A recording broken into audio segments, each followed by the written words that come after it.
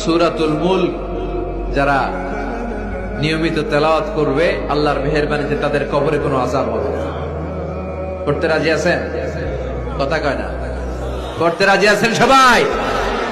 বিষ্ণুই বললেন এখানেই শেষ নয়, আরো আছে। শাফাআত লি সাহিবিহা, এই সূরাটা কিয়ামতের দিন এই সূরা যে তেলাওয়াত করবে তার পক্ষে সুপারিশ করবে।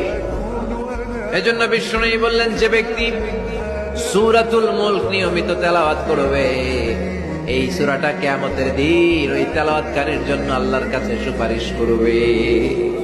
এখানেই শেষ নয়, বিষ্ণুই বললেন খাসামাত আন সাহিবিহা, এই সূরা যে তেলাওয়াত করবে তার পক্ষে আল্লাহর সাথে এই সূরাটা দাঁড়িয়ে তার পক্ষ নিয়ে আল্লাহর সাথে তর্ক করবে, ঝগড়া করবে। আল্লাহ তুমি ওরে জান্নাত দিবা না কেন, ওরে মাফ করবা না কেন? তুমি না গফুর, তুমি না গফফার, তুমি না রাহিম, তুমি না রহমান, তুমি মাফ করে দাও।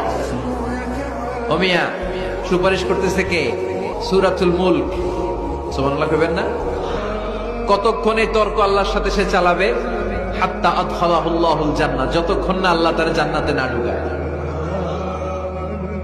এখানেই শেষ নয়, বিষ্ণু বললেন মান কারাআ বিহা ফি লাইলাতিন ফাকাদ আকসারা ওয়া আতাবা, রাত্রি বেলায় যে এই সূরাটা তেলাওয়াত করবে পুরো রাতটাকে বরকতময় করে দিবে কে? এজন্য বিশ্বনবী বলেন আমি চাই আমার সব উম্মত এই সূরাটা মুখস্থ করে নেক। আমার চাই আমার ছোট বড় আবাল বৃদ্ধ বনিতা সব উম্মতের হৃদয়ের মধ্যে এই সূরাটা গাঁথা থাকে, মুখস্থ থাকে, হিফজ করা থাকে। আমরা বিশ্বনবীর উম্মত না? কথা কন। নবীর এই আশাটা আমাদের পালন করার দরকার আছে না নাই? আমরা কি পারি না এই সূরাটা মুখস্থ করে রাখতে? মাত্র 30 আয়াত, প্রতি মাসে কয়দিন? প্রতিদিন এক আয়াত করে মুখস্থ করলে লাগে কয়দিন?